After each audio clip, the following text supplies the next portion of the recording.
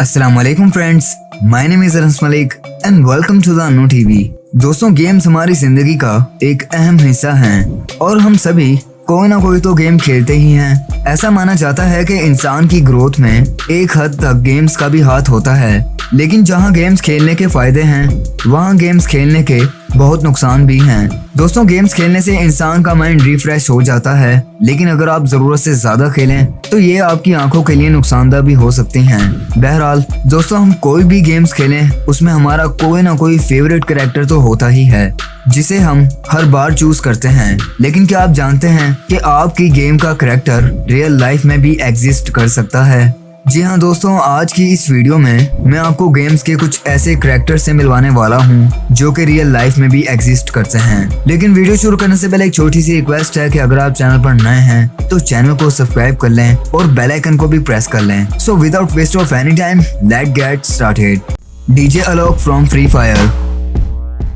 दोस्तों, डीजे अलोक एक shooting game जिसका नाम फ्री फायर है, इस गेम के सबसे पॉपुलर कैरेक्टर माने जाते हैं और जो भी लोग फ्री फायर खेलते हैं वो डीजे अलोक को ही पसंद करते हैं। बहुत से लोग इस कैरेक्टर को देखकर यही समझते हैं कि ये कोई इंडियन पर्सनालिटी है, लेकिन दोस्तों मैं आपको बता दूं कि ये कोई इंडियन पर्सनालिटी नहीं बल्कि एक ब्राजीलियन डीजे हैं और इनका पूरा नाम एलोक एकर पेरेस पेट्रिलो है। ये वाकई में एक डीजे हैं। डीजे अलोक ने ब्राजील में अपने कई कॉन्सर्ट्स भी किए हैं जिसमें इन्होंने फ्री फायर का सॉन्ग भी गाया है। दोस्तों, आप लोग शायद ये बात सुनकर हैरान हो जाएं कि इनका नाम दुनिया के टॉप डीजेस की लिस्ट में आता है। डीजे अलोक का सबसे hit song hear me now था और इसी सॉन्ग की वजह से डीजे अलोक को पूरी दुनिया में फेम हासिल हुआ। इसी वजह से आज ये एक गेम के कैरेक्टर में भी हैं। इन्हें बेस्ट डीजे ऑफ ब्राजील का भी अवार्ड दिया गया है। और दोस्तों, सबसे इंटरेस्टिंग फैक्ट कि डीजे अलोक के पेरेंट्स भी डीजे ही थे और इसी वजह से इन्होंने 10 साल की उम्र में ही म्यूजिक प्ले करना शुरू कर दिया था। निको बेलिक फ्रॉम GTA 4।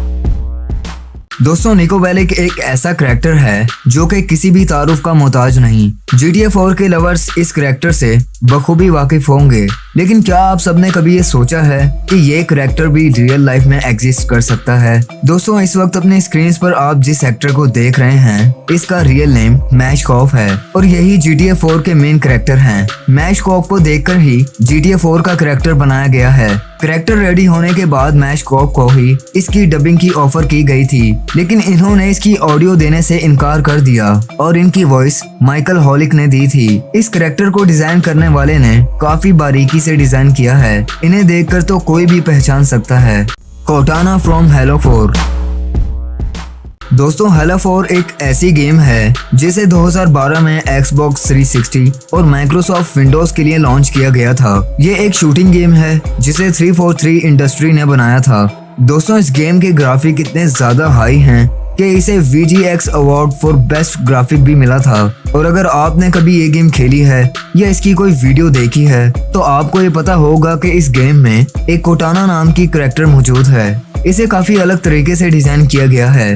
इस कैरेक्टर को देखकर ऐसा लगता ही नहीं कि इसका भी कोई रियल लाइफ वर्जन मौजूद हो सकता है। इस एक्ट्रेस का रियल नेम मैकेंजाई मासूम है, जिन्हें अब लोग कोटाना के नाम से जानते हैं। डेवलपर्स ने इस कैरेक्टर को इतने अच्छे तरीके से डिजाइन किया है कि इनको देखकर ऐसा लगता ही नहीं कि ये कोई गेम कैरेक्टर में है। Ellie from the Last of Us. दोस्तों, the Last of Us adventure से भरी हुई एक गेम है। इस गेम को नॉटी डॉग नामी डेवलपर्स ने 2013 में बनाया था और इसे सोनी एंटरटेनमेंट की मदद से पब्लिश किया गया था। इस गेम का सेकंड पार्ट अभी हाल ही में रिलीज किया गया है। इस गेम की मेन कैरेक्टर एली है। पहले तो लोगों को लगा कि इस कैरेक्टर को प्ले करने वाली famous Canadian actor Ellen Page हैं, लेकिन बाद में जब इस पर रिसर्च की गई तो ये पता चला कि इसका रोल एशले जॉनसन ने प्ले किया है। लेकिन दोस्तों, डेवलपर्स ने इस कैरेक्टर में एलन का ही फेस यूज किया था। इस बात पर एलन ने कंप्लेन भी की थी। वैसे एलन भी एक गेम की शूटिंग कर रही हैं जिसका नाम बियॉन्ड टू सोल्स है। Nathan Dawkins from Beyond Two Souls. दोस्तों, बियॉन्ड टू सोल्स भी एक एडवेंचर से भरी हुई गेम है जिसे PS3 PS4 और विंडोज के लिए रिलीज किया गया था। इस गेम को क्वांटिक ड्रिंक नामी डेवलपर्स ने बनाया था और सोनी एंटरटेनमेंट की मदद से पब्लिश किया गया था। इस गेम के ग्राफिक्स दिखने में इतने रियलिस्टिक लगते हैं। इस गेम में छोटी से छोटी डिटेल का भी काफी ख्याल रखा गया है। दोस्तों, इस गेम के मेन कैरेक्टर के बारे में मैं आपको बता चुका हूँ, जो कि एक famous Canadian actor Ellen Page हैं। लेकिन इस गेम में एक और कैरेक्टर मौजूद था जिसे विलियम डिफॉय को ही देखकर बनाया गया है। आप लोगों ने इस कैरेक्टर को स्पाइडरमैन मूवी में तो देखा ही होगा, जिसमें इन्होंने विलन का रोल प्ले किया था। Female player from PUBG. दोस्तों, आपने पबजी गेम के बारे में तो सुना ही होगा।